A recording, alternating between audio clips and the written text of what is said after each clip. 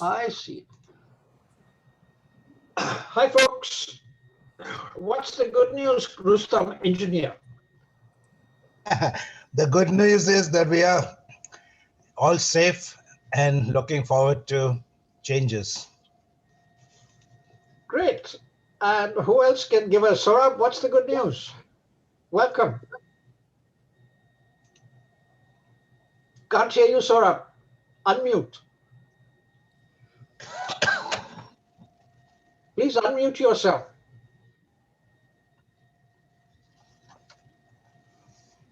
Hi. Hi.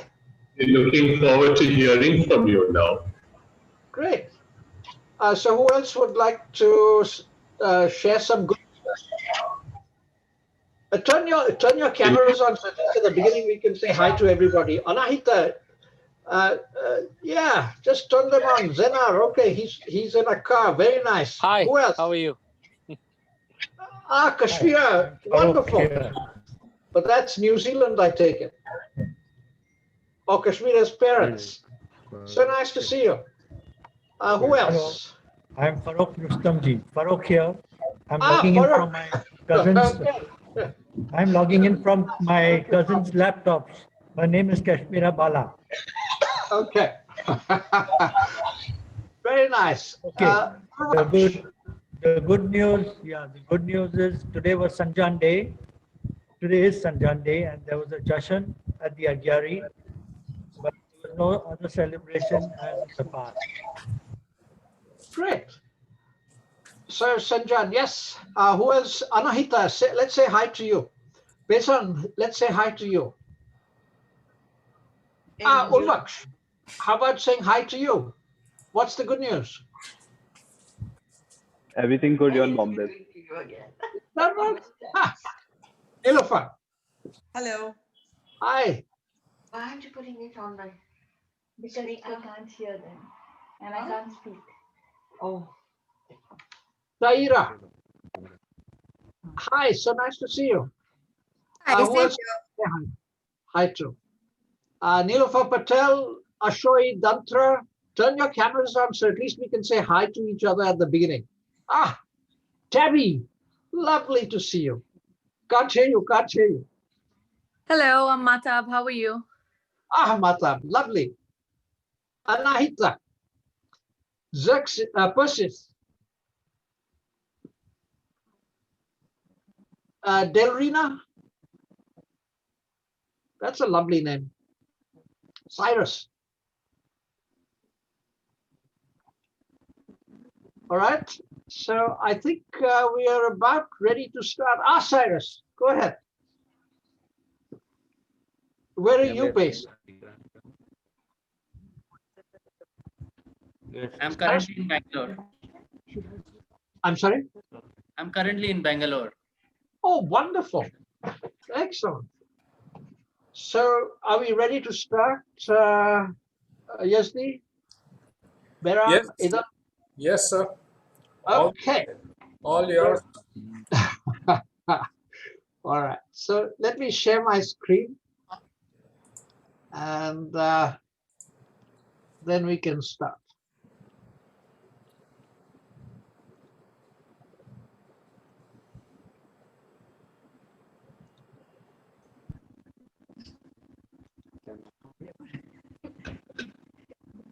I take it you can also see the screen, correct? Right. Okay. So good morning from the United States. Good evening in India. And good afternoon in the United Kingdom and the Netherlands. My name is Farrokh Mistree, and I'm going to be moderating this webinar. The major theme that we have here is a conversation with young Zoroastrian professionals. So the focus is on young Zoroastrian professionals, and it's a conversation, which means that we're going to be talking about things rather than just a lecture saying this is what we have and this is what we want to talk about. The focus here is on preparing to leave home. And this talk is focused on both parents and children, and to bring across the notion of what are the social and cultural changes that your child is going to face and how the parents and the children should prepare for that. So that's the basic theme. The panelists today are Karishma Koka, Nazneen Mistry, and Vehzan Rustomji. Zenhar Marolia will be synthesizing what's going on, and will be starting the initial dialogue between the people who have registered today.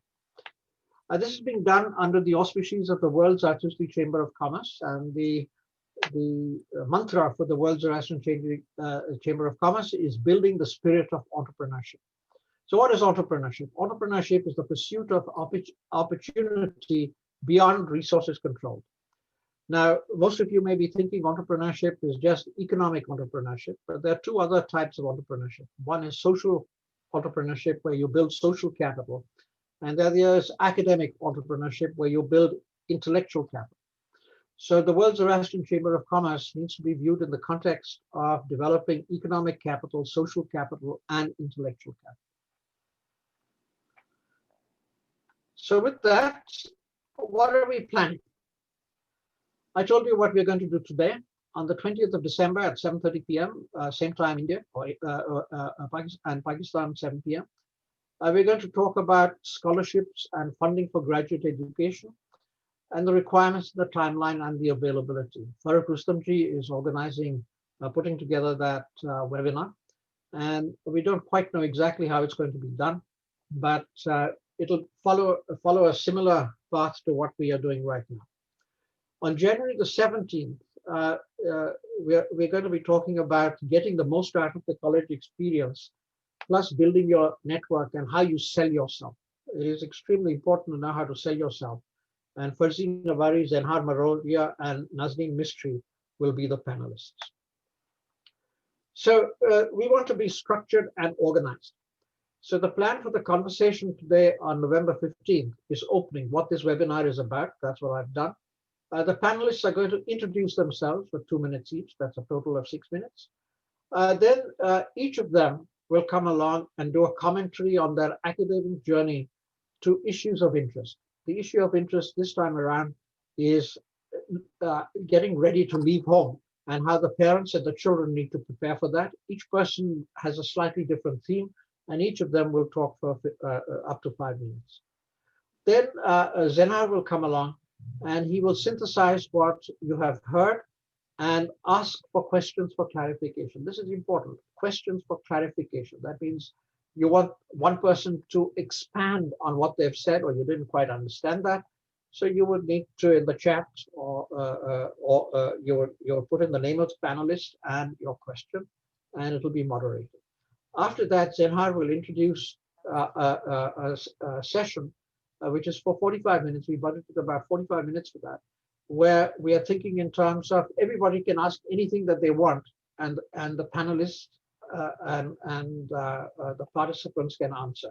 So this is a time where we talk to each other and make things happen. Then there'll be some closing remarks from Yazdi Tantra, the ZFN official, panelist, moderator, and we budgeted 10 minutes for that. After the webinar is over, some of us will stay online so we can have a private conversation in terms of what takes place. This webinar is being recorded, and it'll be posted, and so you need and we are also collecting your questions in the chat, and we are creating a resource directory so that it'll be something like frequently asked questions, so people can go to the website as we proceed and find out what look for things and get answers to questions. What is important here is that as the Zoroastrian Faculty Network role is to provide this opportunity for you to understand what's involved. But the work has to be done by you. We are not here to, we are not an agency that will go along and say, all right, do this, do that, or and make things happen. You have to do your homework to take it further. So the World Zoroastrian Chamber of Commerce, in partnership with Zarathustra faculty in academia, envision empowering Zarathustra students to learn how to create economic, cultural, and economic value. The ZFN mission is to facilitate Zoroastrian youth through higher and specialized education to pursue careers in industry, government, academia as business entrepreneurs, social entrepreneurs, and knowledge entrepreneurs. The ZFN webinars represent a conversation to help Zoroastrian youth with support of their parents. What is very important is with support of their parents. So parents are very important part of this dialogue to attain higher and specialized education. And this initiative is supported by the RD Setna Scholarship Funds, and the information as to how to get in touch with them is provided after. So with that, I invite Karishma Koka, who is based in London, UK, to introduce herself and start the webinar. Thank you very much, Farrokh. Thank you, a big thank you to the Zartoshti Network. By sharing my story with you, then answering your questions, I hope to help in some way. So my journey started in Bangalore, took me all over India because my father was in the Indian Navy. I was very fortunate to obtain a Tata Institute of Fundamental Research Scholarship in 1995, then move on to the University of Cambridge, and then worked at the Medical Research Council here in London for 10 years. And finally set up an Academy of Learning and Development with my mother, who's actually here with me in the background. My passion is for empowering individuals through education and bringing people together for the good of all. With that, I introduce Nazneen Mistry to you. Over to you, Nazneen. Thank you, Karishma. I'm Nazneen Mistry, and I'm located in New Brunswick, New Jersey, USA. And I'm born and brought up in Mumbai. And I've completed my Bachelor of Commerce and Masters of Commerce Part 1 from University of Mumbai back in India. And I currently pursued my Masters of Financial Analysis from Rutgers State University of New Jersey. And I'm looking for positions in the finance field currently, and I'm here to assist the youth to achieve their goals ahead. Next would be Vehzan, please. Hi everyone, welcome to this webinar. My name is Vehzan. I'm currently located in the Netherlands. Just a bit of background. I've been born and brought up in Mumbai, born in New Delhi. I've completed my bachelor's in mechatronics engineering from Manipal in South India. My background is engineering, and after my bachelor degree, I pursued a master's in automotive here in the Netherlands, where I'm currently working since April at DAF Trucks as a system calibration engineer. And my passion is to enable the next generation to take better decisions based on our experiences. And with that, I hand it back over to Karishma. Thank you, Vehzan. The topic for my sharing today is to go from choices, which we talked about in our last webinar, to action. Louder. So my academic journey was based upon my parents believing together as a team themselves that they would empower me to make my own choices. They made sacrifices, but they turned out in my favor, for which I'm grateful. And the teamwork involved listening to each other and growing stronger together. We believe that perfect preparation promotes proper performance, because to set goals and to take action is under our control. The outcomes then emerge as an emergent property of the good preparation. That has actually held me in good stead while I was away from home at the University of Cambridge, because enjoying processes, whether it was housekeeping, keeping healthy by exercising or doing breathing exercises, learning to cook simple, inexpensive meals, and focusing on self-learning right from my childhood, made me a stronger individual away from home. That self-learning gave me lessons from my academic journey, which I will now share with you. Spiritual training. My choice of course depended not just on the university and its style, but also the study culture that was in the university, which we can talk about later if you need any clarifications. The regularity of learning, reading, revising, researching, and repeating that process was probably the most important lesson from my own academic journey, which then, with balanced, joyful discipline, I was able to pass on to my students. The importance of this for me is that it reduces stress and helps achieve targets. It's a little like we pray every time in the Yatahu Vairyo. Vangeush das Damanengo Shiotananam, Angeush Masdai. So the gift of the good mind, whether it be better learning, reduced stress, spiritual development, comes from taking action on time. So in other words, I'm suggesting that we can consider ourselves our first startup and build it through competencies, soft skills, evaluating risks, building both emotional quotient and intelligence quotients, learning to build a team where we take criticism and grow together. Now, my suggestions for being happy in your new home would lie very much on the foundation of aligning our own values and our family values with the social values of the new place we are going into, and learning to enjoy being prepared for that change. Now, that change can be smoothened or helped by participating in extracurricular activities with others or having them on our own. For example, you can see my piano in the background. That's helped me a lot. It helps us utilize university resources with balance and appreciate all cultures and the peoples we mix with in our new home. Another very important thing to be happy in one's new home is learning to express one's choice with respect, both for our own self, our family, and also the other person. So it is received with the same appropriateness that it is given. So learning to say no to smoking or late nights or drugs. There is value in this. And through my tips to parents, finally, in my fourth section today, and the tips to young Zoroastrians, which is to build a team together, I have found it greatly strengthening. Why? It gives us the opportunity to discuss options, take the right action, and enjoy successes, but also convert difficulties into opportunities.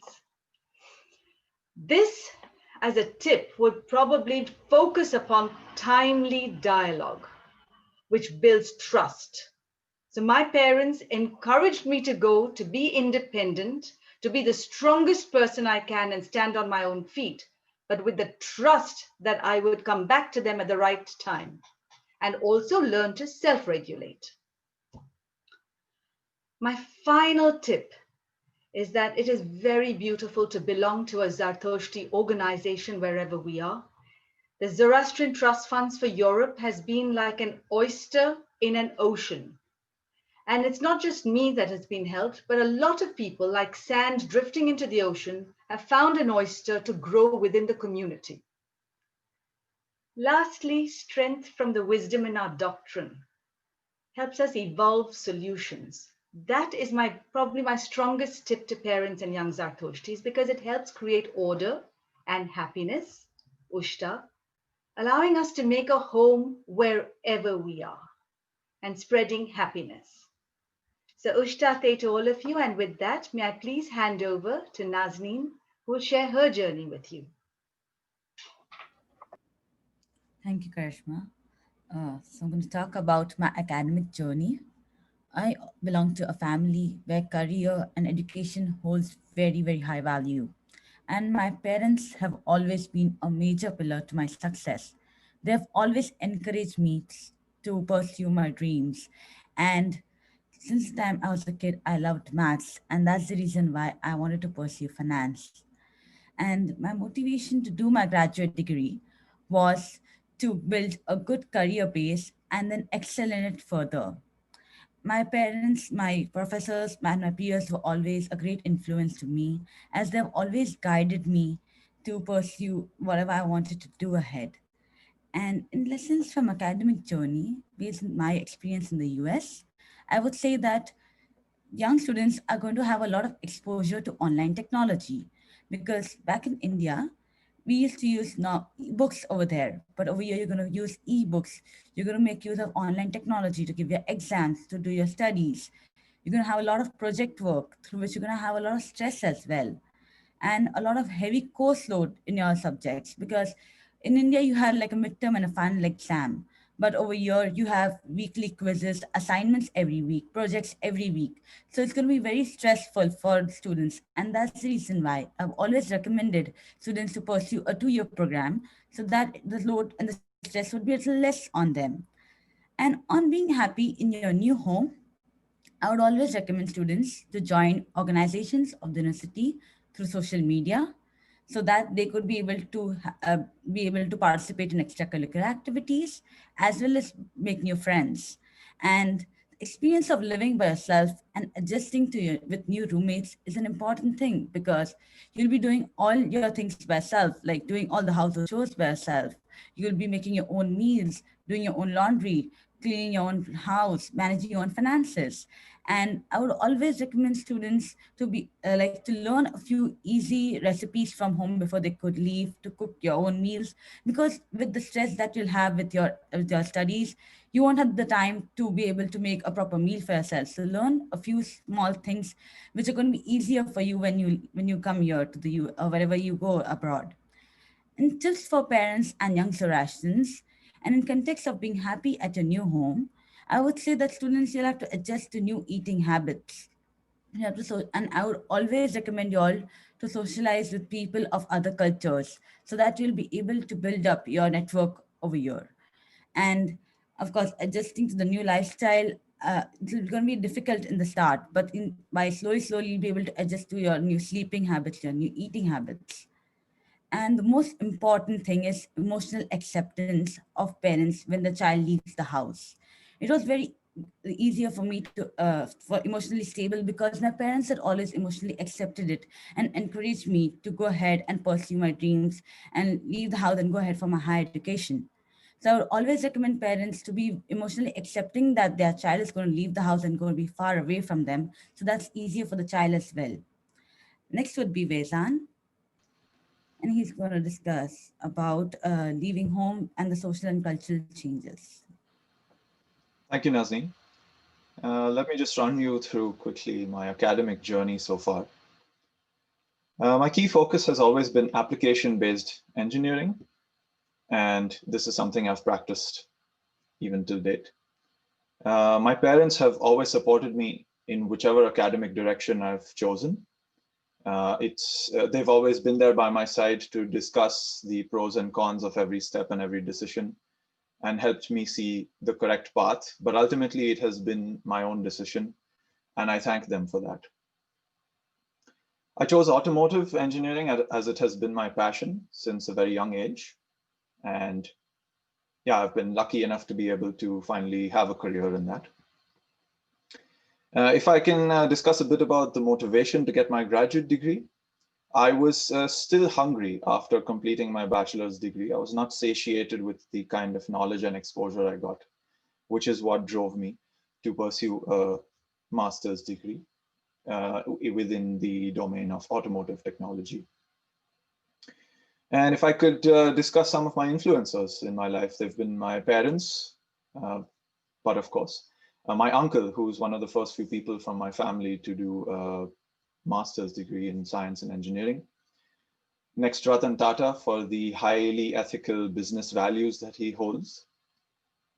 And finally, Frank Willems, who's a professor of engines at my university in Eindhoven, who motivated me and taught me a lot along the way. I would like to paint a picture of my lessons from my academic journey here in the Netherlands.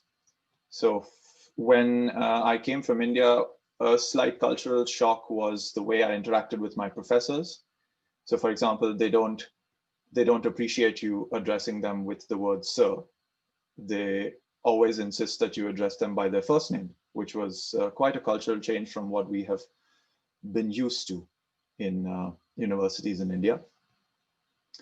What they essentially focus on is earning your respect and not demanding it.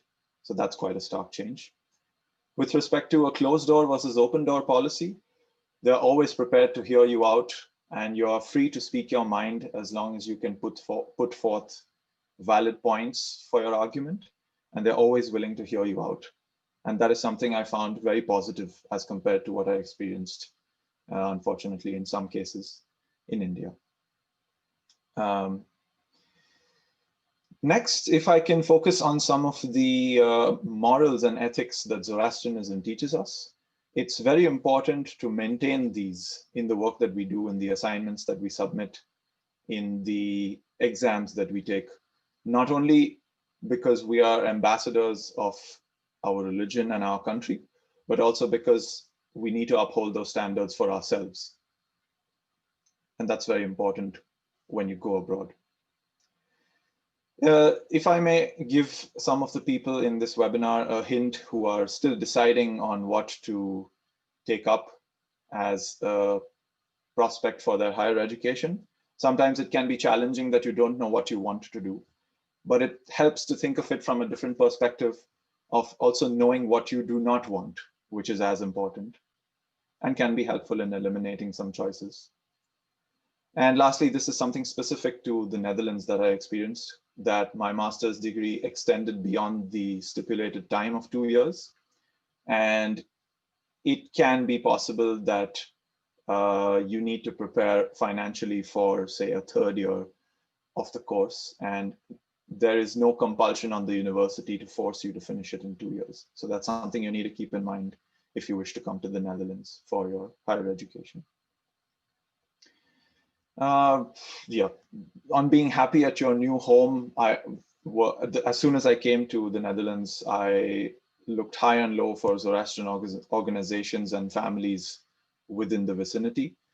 Unfortunately, I was not able to find a local Zoroastrian organization in the Netherlands. The closest ones were in the United Kingdom. But I was lucky enough to find a family right in my city who have been very supportive of me and always made me feel welcome to this country, and they've been like my host family, and I've been lucky to have them. Next, you mostly will go through a lot of stressful instances, and sometimes you need to speak your mind and get things off your chest. And I found it very helpful to have a support group of a couple of friends, just 2 or 3 maybe, who you can share with and confide in. And I really found it that it helps reducing the stress at work as well as for personal life. And I found this helpful, which is what I wanted to share with you. Lastly, if I take the topic of weather, mostly in any country abroad, if you leave India or Pakistan, winters are quite a long, it's quite a long season. Sometimes it can get a bit dark and gloomy, but what you need to focus on is things that you can do indoors, for example, to keep your mental health in check and keep yourself motivated and happy. So this is not something to dissuade you, but just something for you to keep in mind when you make the trip from home to abroad. And if I could give some tips for parents and young Zoroastrians as a collective team, I would firstly start off with packing smartly in the context of leaving your home. This is very crucial because you don't have unlimited resources. You can't carry everything to the destination country. So connect with seniors, network with them, know what you can leave out, know what you will get there easily so that you don't have to carry it. For example, in terms of utensils or winter clothes. Personally, from my experience, if I can say, do pack a pressure cooker because you don't get that here very easily. And definitely pack a spare kastri and lots of spare sadras and all of the sort. So that's something that's, you can overlook, but it's crucial. Lastly, next, when you get to your destination country, it's important to stay on top of your personal expenses. Before leaving your home country, it's important to discuss with your parents and aggressively budget your time here. And you need to keep track of your expenses and make sure that you're not running away. I found it very helpful, and something that I could give you as a tip is to learn quick recipes for nutritious food, because this is a major factor to maintaining a healthy lifestyle. And why I say quick is because time is not on your side when you're doing a master's degree or a PhD. And so you need to figure out something that you can prepare quickly, but will also keep you healthy in the long run. And please don't survive on fast food. That's the worst choice that you could make as a student of our age. And if I can give you a bit of tips on the emotional connection with your parents, it's important to share your thoughts and experiences regularly with them, because as much of a challenge it is for you to move from a known location to an unknown location, it's also a massive challenge for your parents to deal with you not being at home.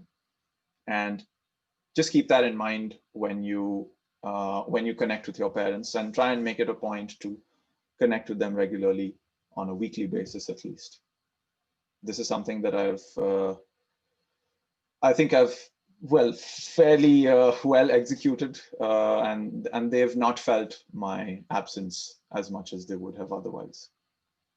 And with that, let me introduce you to Zenhar Marolia, who will now synthesize what you have heard as participants from all three of us and continue with questions for clarifications. Okay, thank you, Vehzan. Hi, everyone. I think I would like to first thank our speakers for telling us their journeys. So in the chat box, if you have any questions or clarifications on what they have said or what they have presented, please do feel free to type it in over there. Just to let you know, just a short bit about myself. I'm currently in London.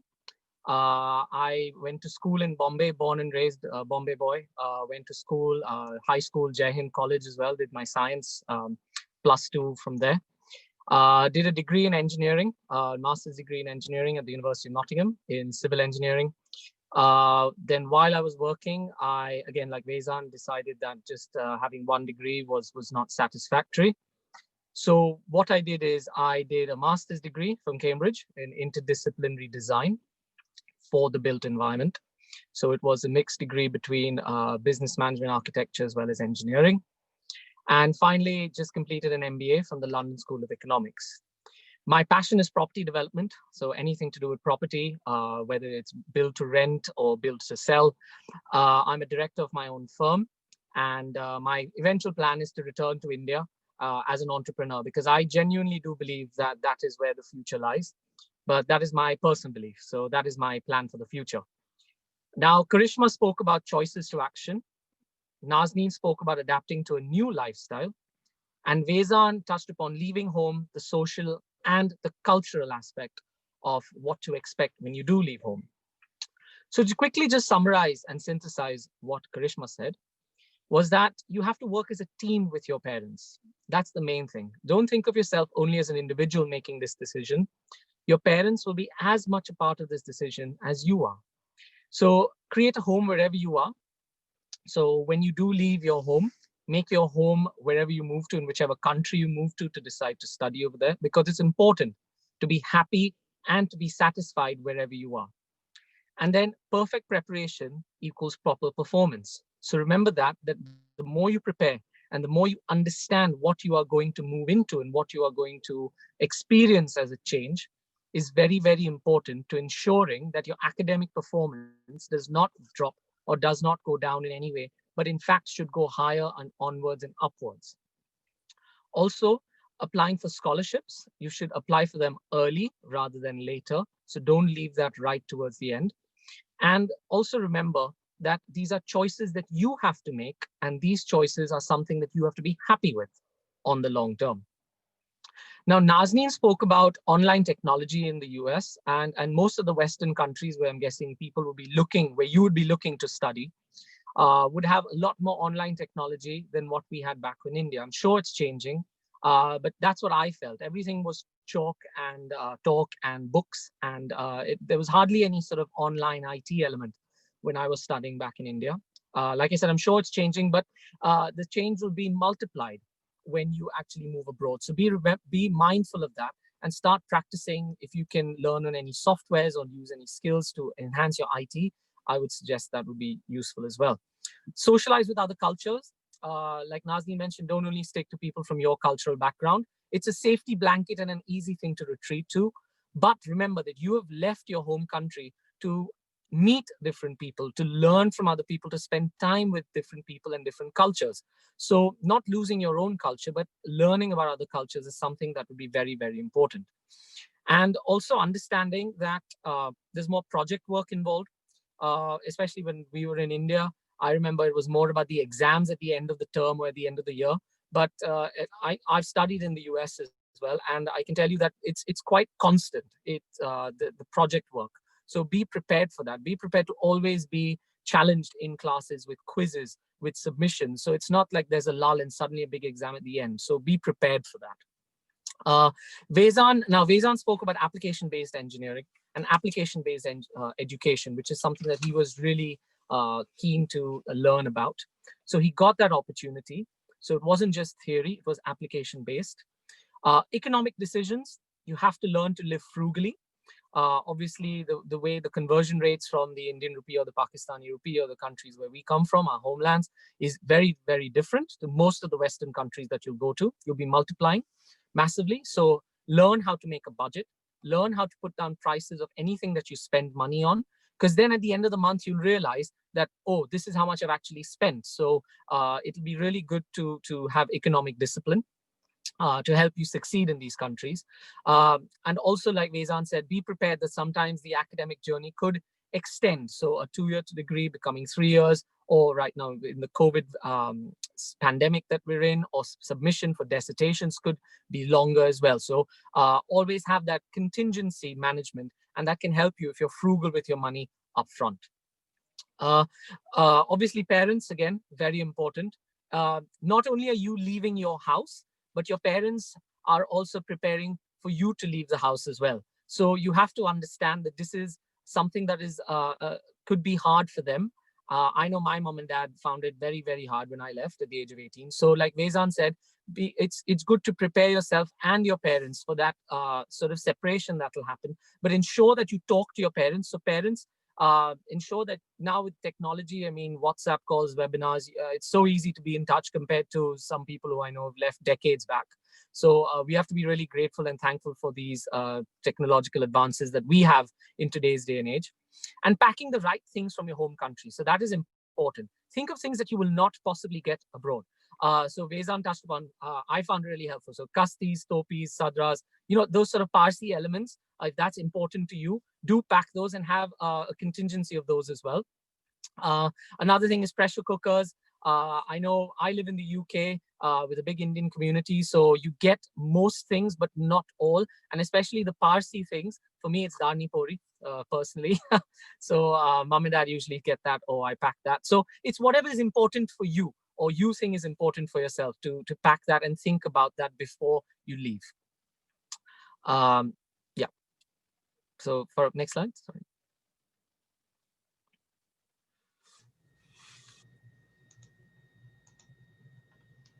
So in this segment, if there are no questions... Wait, Zenhar. We would like to have questions for clarification. So in the chat box, or put your hand up and let us know what questions you may have for the individual panelists.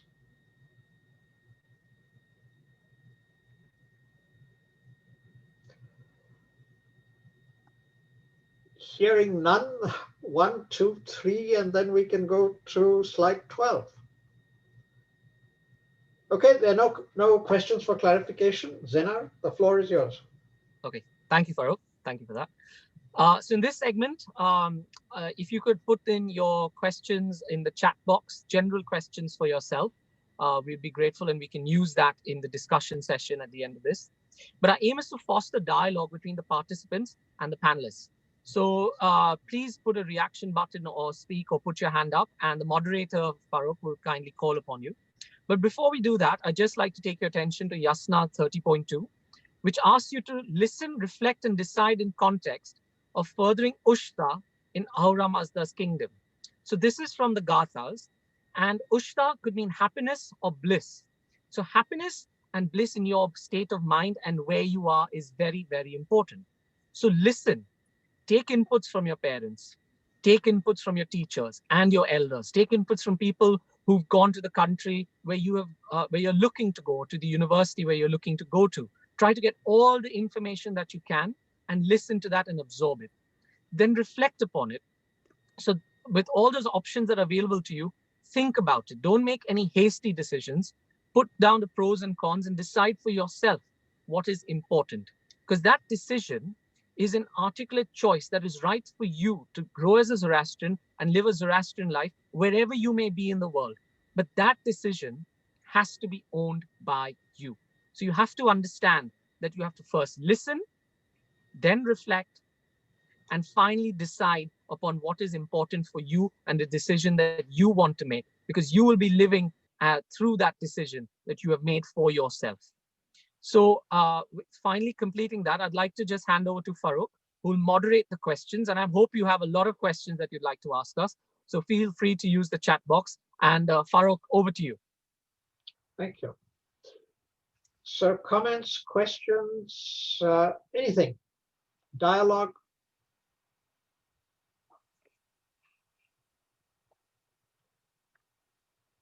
We have a very compliant participant audience today. So would Vehzan like to add something? Vehzan is part of our group. Go ahead, Vehzan. I really just want to add that for people that are thinking of leaving India, there are some Zoroastrian communities abroad that are willing to welcome you with open arms. So reach out to one of us and we can help connect you with the Zarathustri community where you are. And I think that's really helpful. Everywhere I've gone to study, I've always run into Farsis, and it's been fun connecting with new people. Great. Karishma, there's a question for you. How different is the laboratory practice abroad as compared to India? Not all laboratories in colleges here are updated to the mark. How does one get around it? Thank you, Ashoi, for your question. There are two ways to get around it. The first is to take every opportunity to use other facilities, either in other departments or other universities, through project work.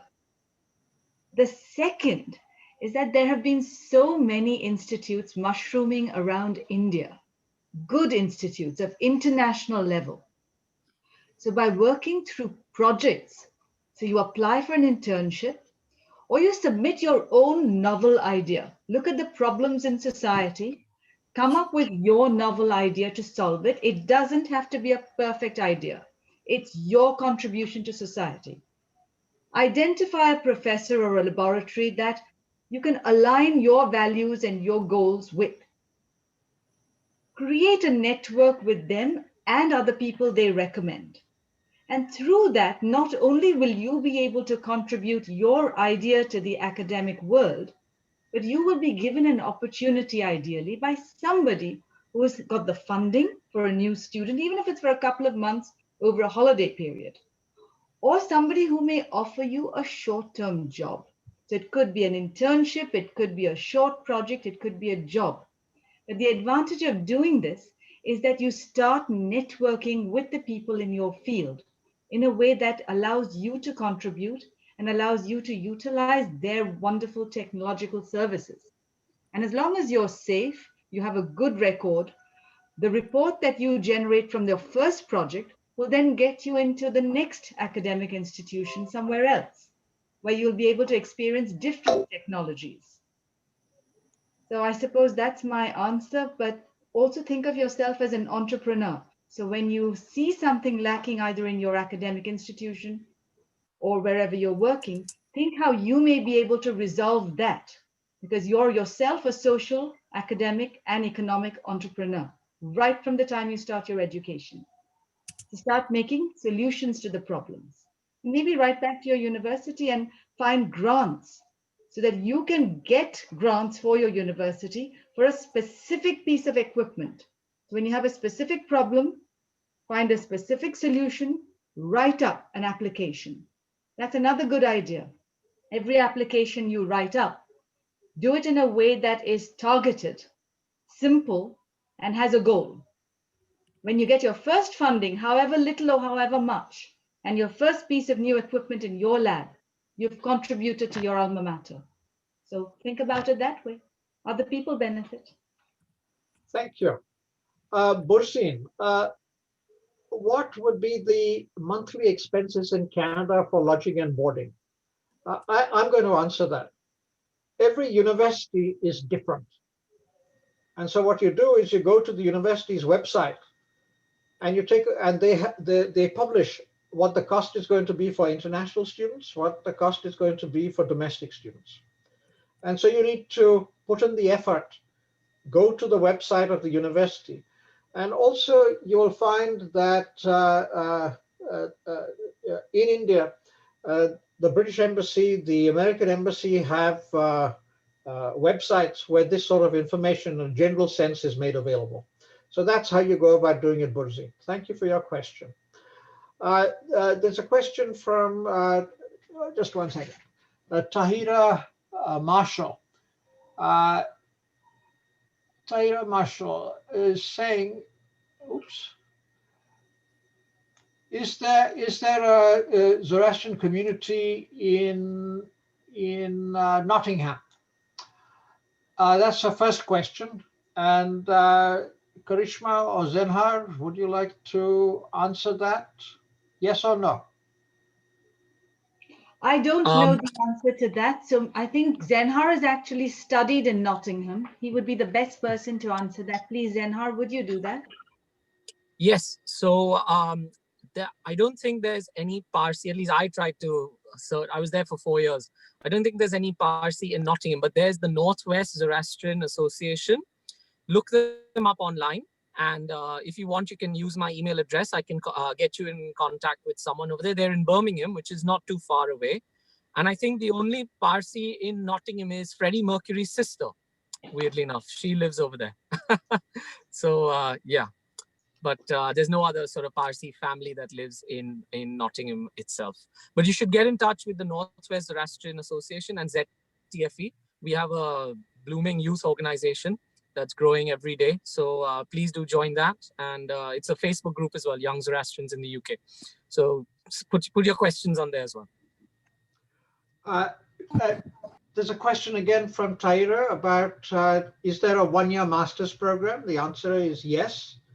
Are there only two-year master's program? The answer is yes. Again, Tahira, this depends on the university, and you need to go to the university website to check this out. And in our last webinar, we covered many of these questions that you have just asked, or this particular question that you've asked. And in our resource guide, we have indicated how you could go about finding out about master's programs, PhD programs, and how you decide where to go and study. In Vancouver, Saurabh Engineer is letting people know if in Vancouver, Canada, the approximate monthly expenses would be between 1,500 Canadian dollars and 2,000 Canadian dollars. Thank you, Saurabh, for sharing that information. And then Persis. Are there Facebook groups like Worldwide Zoroastrians, which is trying to bring the community together and connect with fellow Zoroastrians globally? You can ask any question relating to which course to take, support available on a personal level, and make new friends before you arrive into the new country. So Zenhar, I think you're the one who has been up with this thing. Maybe you'd like to take a crack at this Facebook group and then pass it out to Karishma. I'm already a member on this group, and it's actually been set up by Persis and a small group of people. They're doing a very good job, so I'll be happy to update everybody with that. if you'd like that, Farrokh. Great. Thank you, Karishma. Zenhar, any further comments on that? Yes, so I think the good thing is that in your country as well, I'm sure Vehzana youths have it as well in the US or in Canada as well. Look in so it's Young Zoroastrians in the UK. So if you're a UK based person and before you come to the UK, you can actually even join that Facebook group and ask your questions. I'm sure Australia and New Zealand have that, but the Worldwide Zoroastrians would be a good place to start as well. Ask the question over there. Don't feel shy to put yourself out there, ask the questions, and I'm sure there'll be lots of people in those countries that will be more than happy to help you. And as Farzeen said, welcome you into their communities. So Manaz, Nariman, to everyone. I'm in Nottingham as well. I would love to know you too. So Manaz, maybe you could connect with the other person, and a connection has been formed. Nazneen Mistry, how do you apply for Parsi scholarships for an MSc or as a PhD tax accounting candidate from WZO, for example? Nazneen, this will be covered on December the 20th. We're going to have a webinar specially for that in terms of how we go about doing it. In the interim, you may like to get in touch with the RT Setna folks.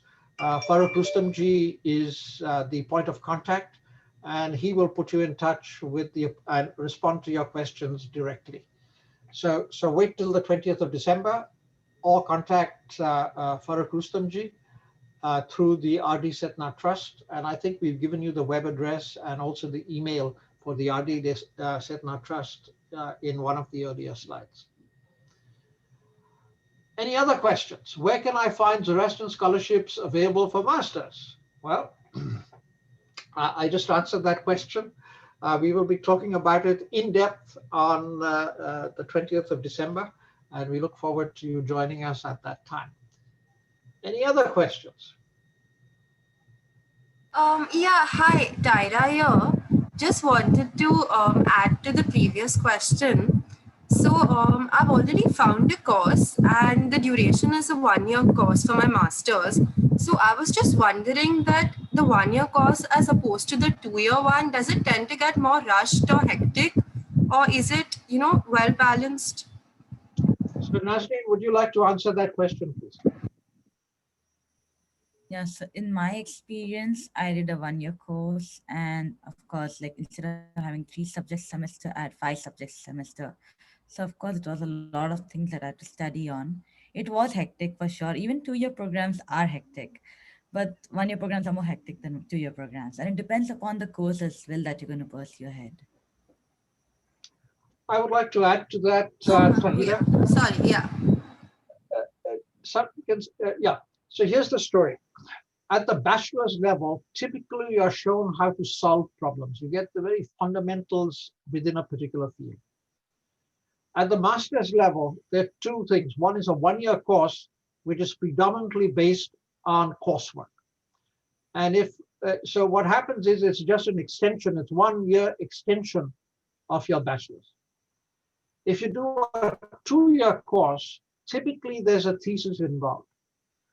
What that means is that you work with a professor and you learn things that are not in a textbook, not that things that you cannot get from just attending a lecture and stuff like that.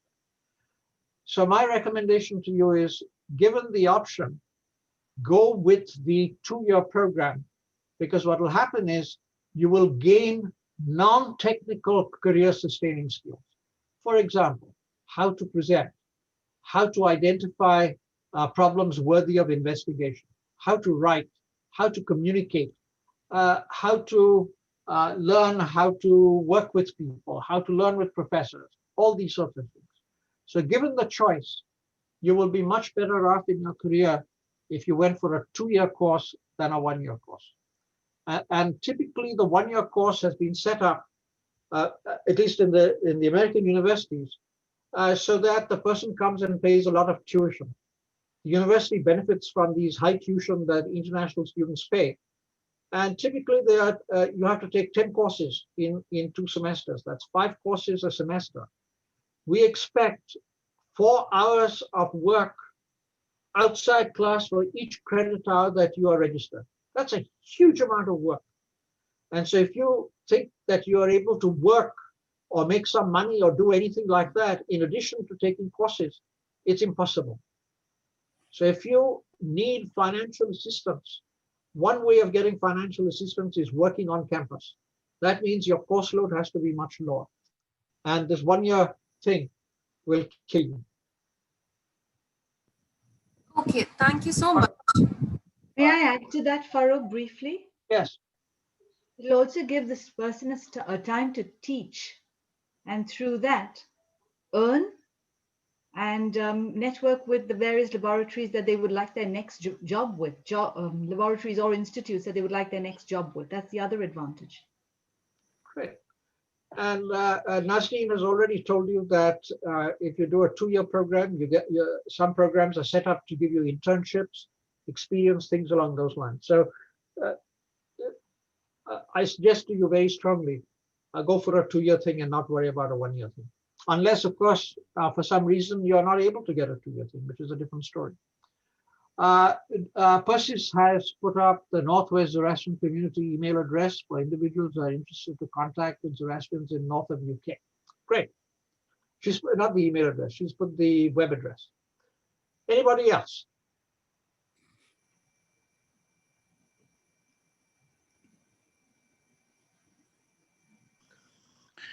I just wanted to add the answer to a question which was asked. This is Behram Pistakia calling from Washington, DC. Somebody asked, when you go to a different place and you want to settle down, how do you find a Zoroastrian community? So in the year 2000, there was a World Zoroastrian Congress held in Houston, which gave birth to the World Zoroastrian Chamber of Commerce that we have now, that we are working on 20 years later. One of the other things which came out of that was the Zoroastrian Women's International Network, ZWIN.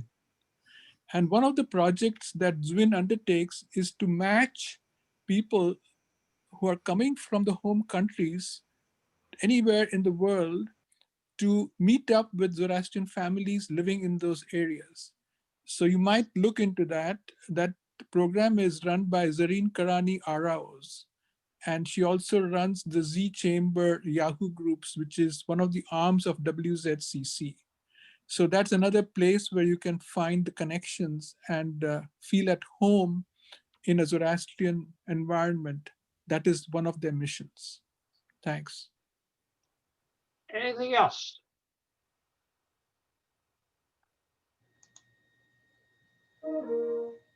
Any other comments from people who'd like to comment on it?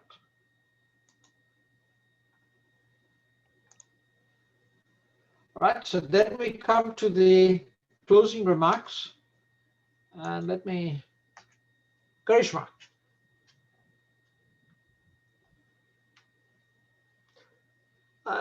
Unmute yourself, please. Thank you, Farrokh. Thank you, Adel. Thank you, Yazdi. Thank you, Behram.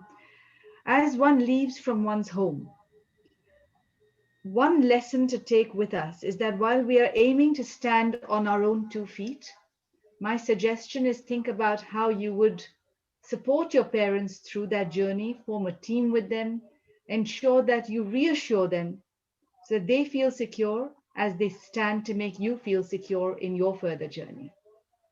Thank you, Farrokh. Nazneen. First of all, I would like to thank the ZFN team to give me an opportunity again to be a panelist for these webinars, and just hope that the tips that we share with all of y'all and the sessions that we have been holding for y'all would be of use to you, and you can always reach out to us for any further queries that you would have. Vehzan. So as we come to the end of this webinar, something that my parents once told me resonates with me, which I would like to share with you, that in your life, people can take away all your material possessions from you, but they can't take away your education, your knowledge, and your skills. So go out there, get that master's degree, get that PhD, and see where that takes you. So good luck, and you can get in touch with me at these details if you have any further questions. Yes, Steve. Hi, thank you guys for being here, and I hope you have had a wonderful session. The resources that we have, please go ahead to our website, zoroastrianfacultynetwork.org, where you can subscribe to the Zoroastrian Faculty Network website and you will get all the updates automatically. You don't need to again and again register for the next webinar. I'm sure you are looking forward to the next webinar on December 20th, where we are talking of finance, which is one of the biggest roadblocks in the minds of people. It's not really a roadblock, but it's in the minds of people. Looking for people all over the place, I would also like to share with you, there is a wonderful directory called the parsidirectory.com, where you can look up people from anywhere in the world. We've got more than 83,000 people online. And once you connect to the Parsi in a particular location, I'm sure they are very willing to help. Thank you. Farrokh Rustomji, since there is interest in funding, could you share your ideas in terms of what we will be doing on the 20th of December? Thank you, Farrokh, for giving me the opportunity to speak. Our next webinar is going to be on funding education, which is one of the basic requirements of higher education abroad and in India as well. So we have put together a good number of speakers from different scholarship organizations, and you will find it very interesting because the speakers are professionals in their field who will guide students how to generate funds, how to apply for scholarships and things like that. We also had, in the beginning, we had one session when we started this group, and it was a great success, and that is why we are going to follow it up with another session next month. So look forward to all of you joining us at that time. But individually, if you need to know anything more about the RD Setna Scholarship Fund organization, you will find the address on the website of the Zoroastrian Faculty Network, and you can get in touch with me. We also have a website where students can apply for funding that's being supported by USD Tantra's organization. He has set up the website for us. And whatever questions you need to know, you're free to contact me. Thank you. So Farrokh Rustomji is Vehzan's father, and we're delighted to have him join us and be part of this organization. Idal, we have a few minutes. Idal is the president of the World Zoroastrian Chamber of Commerce. If you'd like to say a few words. Yeah, I would like to congratulate the group and Farrokh for leading it. It went off very, very well. It was very polished and everyone was spoke very, very well. I hope the listeners benefited from it. And just to keep in mind that leaving home, there's two parts to that. One is your academic learning, and the other is learning to live on your own. So it's it's not just academic learning, and I hope, as I said, everyone benefited from it, and we've got many more interesting seminars coming in the future, and hopefully everyone will continue to participate and benefit from it. Thank you very much. Since we have a little more, a little time, Behram, would you like to have your closing comments? And then Rustom, engineer. Yes. Can you see me or hear me? Yes. Okay, so thanks a lot. What I found enjoyable about this whole thing is the idea of a learning community where we are accountable to each other, we bump off ideas from each other, and we grow together as human beings. In the final analysis, we have decided that as Zoroastrians, our purpose in life is to be happy and joyful. And how does that happen? By going back to the third part of the Yathavarya prayer. To help the other, to help the needy, is what brings happiness all around.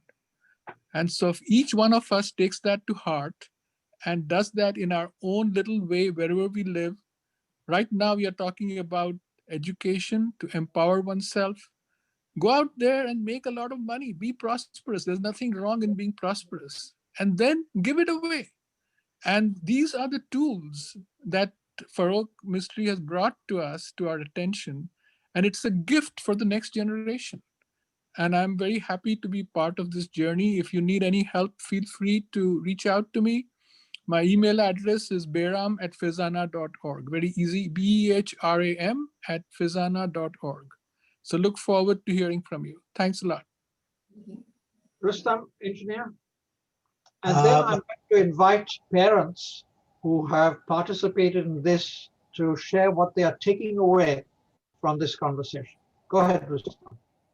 Yes, this is really a very interesting and educational if I was planning to come to America or any place abroad. And what made me really think is 50 years ago when I left India, things were so much different from what it is today. And all of you are so well equipped to really go anywhere in the world. And I'm sure you don't have to really worry about settling down in, or even at least for the duration of your education, any part of the world. There were times where it took $4 a minute to call India, and we had this 15 cents aerogram that took 10 days to reach a letter. And so all these things have changed. And you people are lucky. You got a very wide world view already before you leave India. So best of luck and a wonderful opportunity if you take advantage of this. Thank you. Now, parents who are participating here, what is your takeaway? What would you like to communicate to your child, saying, having attended this webinar, this is what I have taken away, and son or daughter, let us talk about such and such. And then I'm going to ask the children who are, or the young people who are thinking about it, saying, aha, this is what I took away from the webinar today. Papa, Mama, this is what I want to talk to you about. So parents first. So Saurabh, since you have your camera on and I know that you're a grown-up, go ahead. Saurabh, engineer. Well, my children have already completed their studies. So what I have always, the only thing really we can give our children, the only wealth we can really offer them is education. The question about leaving for a foreign land or doing something, I would ask them to always remember to know the value of an item and not merely the price of it. And that's what that's a takeaway I would ask them to do. Yes, we are very fortunate in this day and time that we are able to keep in touch with each other because of this a modern means of communication. And we should continuously be in touch with each other. The Zoroastrian associations of various places somehow need to reach out more to these children. I clearly recall when I first went to Vancouver, I could see how the Jewish organizations, the Christian organizations, they all had platforms where they used to try and reach out to the kids who had started their journey into education. It would be nice if the Zoroastrian associations at various places just step up a little more and try and reach out to these children. But the question comes about, it takes two hands to clap. But if one starts, I'm sure the other one will. Very often I've been told over here in this thing that it is to remain happy is the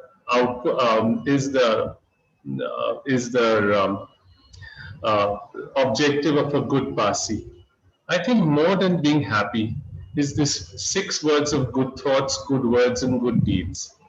If we are able to have taught our children before they have left, in the first 18 years of their lives, I don't think we can't do anything more as parents thereafter, except to be the wind under their wings. And with that, I would like to wish all those who are trying to start a new life, don't hesitate.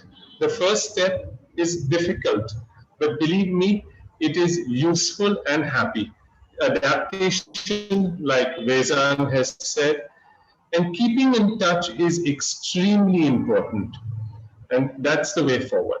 And don't forget the roots from where you come from. Thank you. Thank you. Any other parent, short statement as to what you're going to take away and what you're going to pass on to your child, grandchild, other people, just like Saurabh has done. Any other parent? I can't see parents. You can turn on your camera so I can at least see who's who and say, okay, parent, so please talk. All right, in which case then, who'd like to talk? Okay, in which case then, how about the younger generation? Taira, you showed yourself and you asked some questions. So Manas, how about you? What is your takeaway? What would you like to tell your parents saying, hey, I attended this webinar and this is what I'm taking away. Parents, let's have a chat about such and such. Go ahead, Taira. Yeah, so my dad was actually with me during the webinar and he wants to say a few things. Wonderful. So put on your camera so we can see you guys. Yeah, just one second.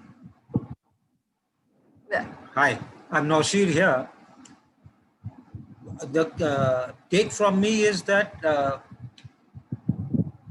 we can probably engage more with the Zoroastrian community when Taira goes abroad for her masters, which generally would have been missing had we not come on through the webinar this evening. And we would gladly and eagerly be waiting for the webinar on the 20th of December, as you have spoken about it too. Great. Taira, what message do you have for your father? Sorry? Sorry? What message do you have for your father? Papa Naushir, this is what we want to talk about now. I think the message I would have for him is to trust me when I go there and be relaxed. There are like, especially after you all mentioned that we can reach out to the Zoroastrian community. It's like, it's good, knowing that you have people there, it makes you feel a bit closer to home, and it puts my parents also at ease, back here, knowing that I'll have some people there, So yeah. Excellent. Excellent. So that was a lovely parent-child interaction. Who's next? Who's next?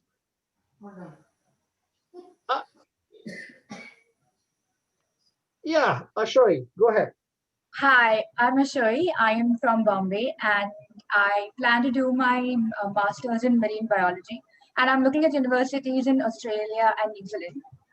But what I can take away from this is how you all mentioned about your parents feeling the emptiness as well. Frankly speaking, I didn't think about it at all. I've just been very buried in my own emotions, saying, oh, I'm going to miss this or I'm going to miss that. But my mother gets a little emotional, even though I still have a lot of time to leave, even though there are 3 of us with 3 siblings. And I can only imagine what it's going to be like for them as well. So thank you so much for this. It's really made me consider reaching out to people. When my parents told me that when I go to New Zealand or Australia, there are a few cousins, and I said, oh, don't even start about going and staying with them. I'm not going to do it. I'm not going to meet them. I'm going to have my own life. But now that I think of it, it's actually a boon to have some people around, some people you know, some people you trust, some people who understand where you're from. And I will definitely make it a point to reach out. And they're going to be very thankful I attended this. So thank you very much. Anybody else? How about... Hi, Farrokh. I'm Fauza here. Sebji, yes. How are you? Yeah, Great. so I would... Zenhar's mother, go ahead. Yes, I'm Zenhar's mom.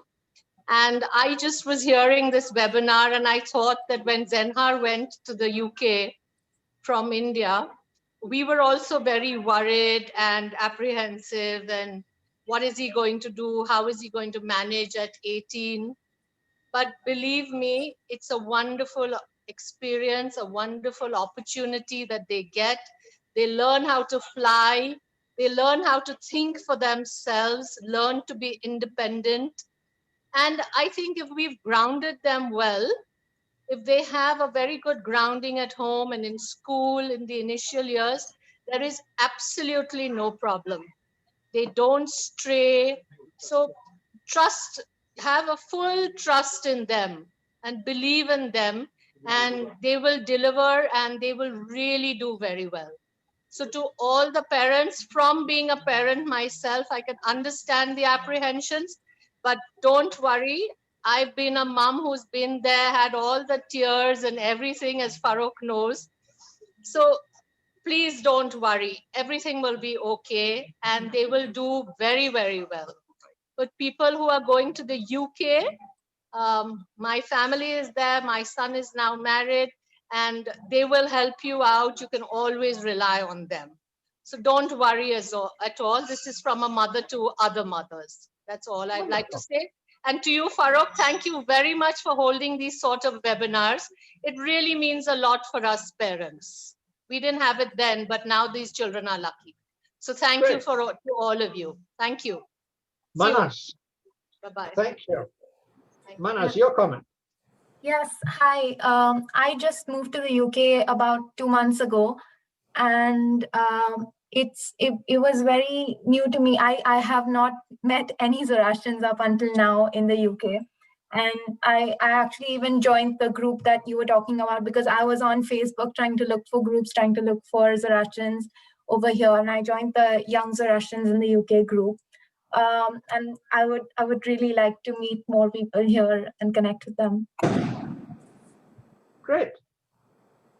So, Kesrin, why don't you let your parents know how to get in touch with us, and we'll make things happen. Manas. Sorry? Let your parents know that now you're part of a group, you're part of a family, and we'll be taking care of you. I mean, we've got Karishma and we've got Zenhar in the UK, and we've got others in the UK, and it'll be taken care of. So just let them know, and you also can know that you'll be taken care of. Wonderful. Yes, my parents are on the call. I think they. Farrokh, hi, Cyrus here. I'm Manaz's dad. We're her parents. Wonderful. So, thank you very much. In fact, I was wondering why I was not aware, or probably we didn't have this webinar a year ago. It would have made a world of a difference before she left. Great. So you have folks in India. You have Fauza, who just came along and said how Zenhar has done and stuff like that. You can connect with her. You can Manas is able to connect with Zenhar and others in the United Kingdom. And so there's a huge community that is really very supportive in terms of what goes on, how it happens, stuff like that. And as Behzan Rustomji mentioned, what we are putting together here is a learning community. And a learning community is one where people with similar views get together, and it grows organically.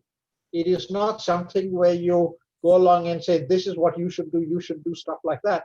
And depending on the people who are part of it, it grows organically as long as people have a common goal. So the goal here in the Zoroastrian Faculty Network is to focus, is to provide an opportunity for the next generation of Zoroastrians to gain intellectual capital or social capital or economic capital, how to be creators of this capital, and then in the context of Yatha Uverio to go along and share that, share those values and sorts of things with other people to make things happen.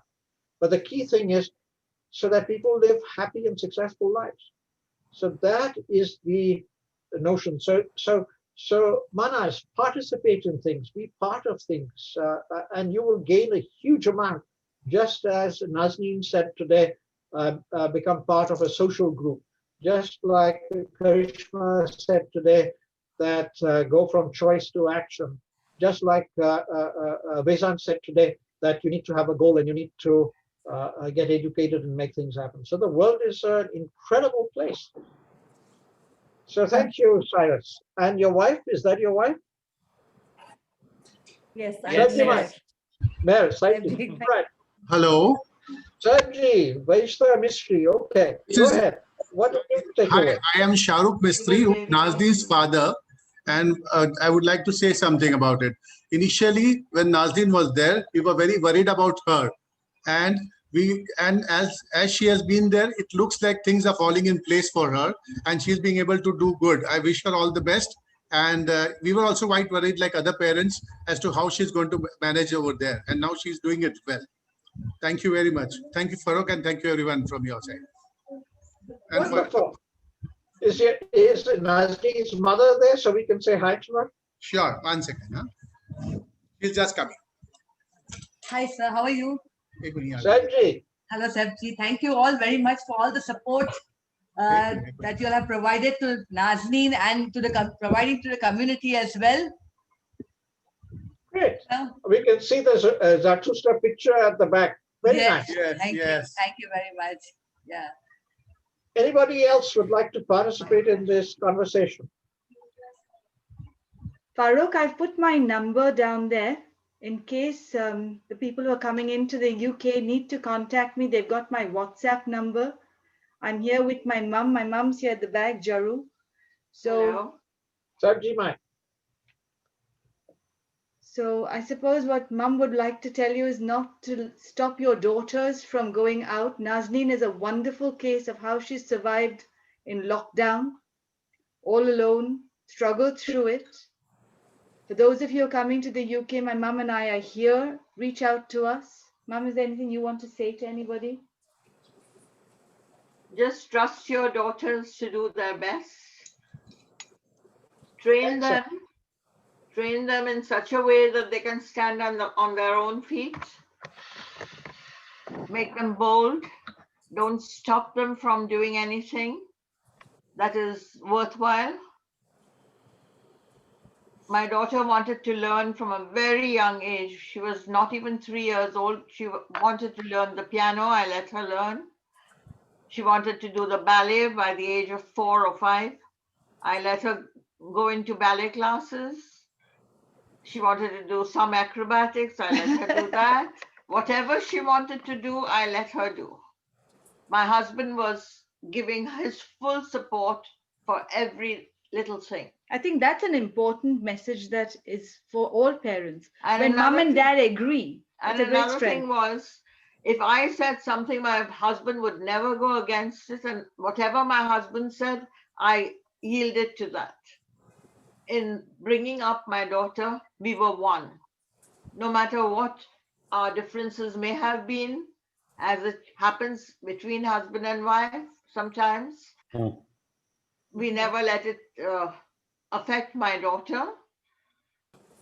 We were always one, where her education, her upbringing, her training, whatever was concerned, we never deferred. Thank you. And Thank that you. had a very good impact on her.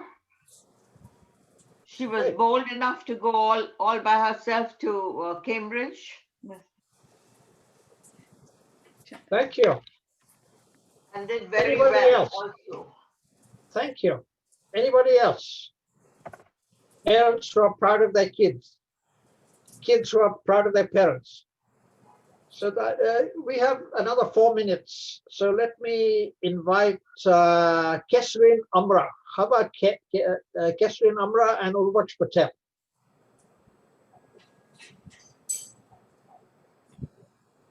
The best thing I took away was sticking to our roots and not forgetting our roots when you go to a foreign country. Great.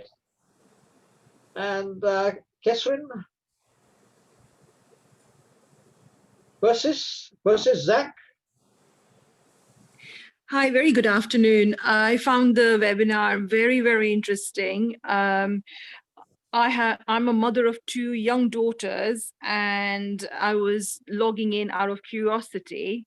And the one thing I took away from today was that whatever me and my husband would like our daughters to become, it is actually what they enjoy. We should be supporting that more than anything.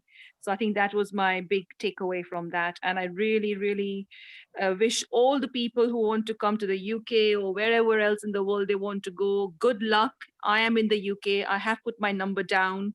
I have also introduced Worldwide Zoroastrian Group. Please use that as a starting point to ask any questions. You get responses within less than 10 minutes. So please use that, and good luck to everyone. And thank you for organizing this. Great. Anybody else before I do my closing remarks? Karishma, you said yes. Go ahead.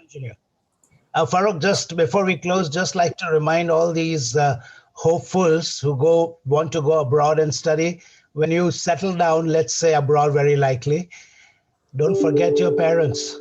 Remember all the sacrifices and all the personal sacrifices that they have given, not only financial, but also in terms of emotional values. So don't forget them. Thank you. Anybody else? Farrokh, I mentioned girls going away. Well, I must say it's also thanks to the boys and their wonderful upbringing that I have been safe in a new country. So thanks to all the parents out there who brought up very nice boys, girls. Thank you. Great. Anybody else? Well, this brings us to the end of today's webinar.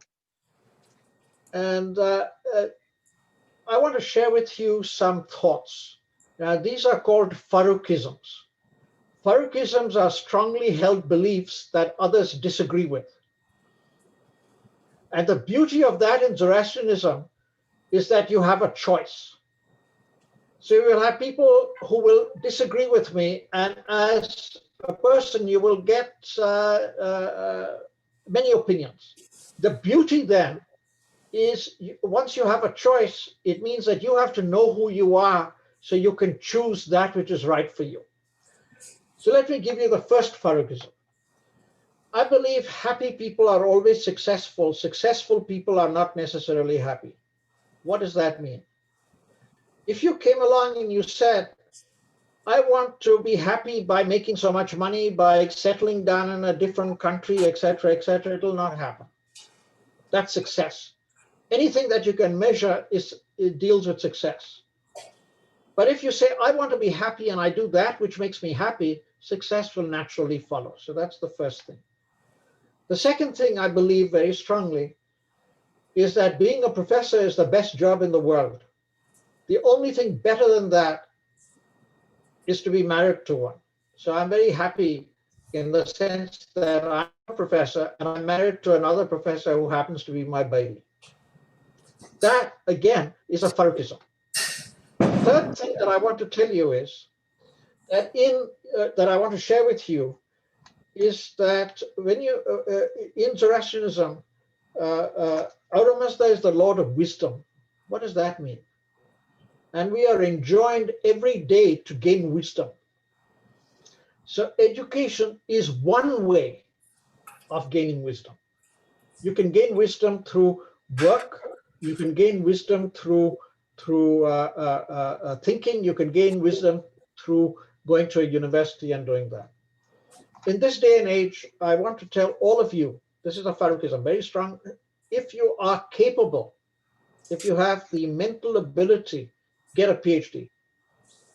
And then go into industry, go into working with the creating wealth, economic wealth, creating social wealth, and then intellectual wealth. Getting a PhD, if you are capable of doing it, will change your life. The last thing I want to tell you is that when I left India in 1968, there were no jobs in India. I graduated from the Indian Institute of Technology at Kharagpur, and there were no jobs in India. In your case, I would strongly urge you, just like Zenhar mentioned, he's going back to India. The opportunities in India are mind-boggling, absolutely mind-boggling.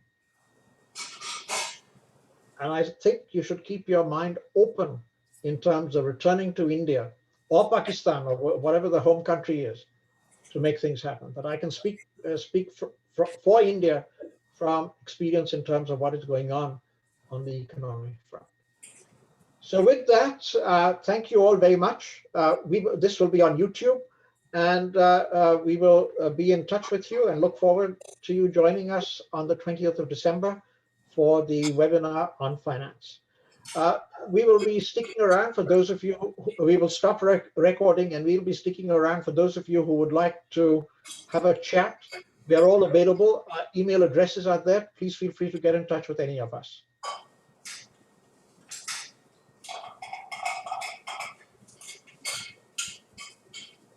Thank you very much.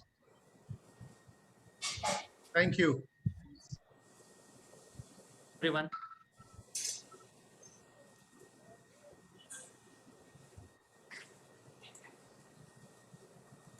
Thanks, everyone. Bye.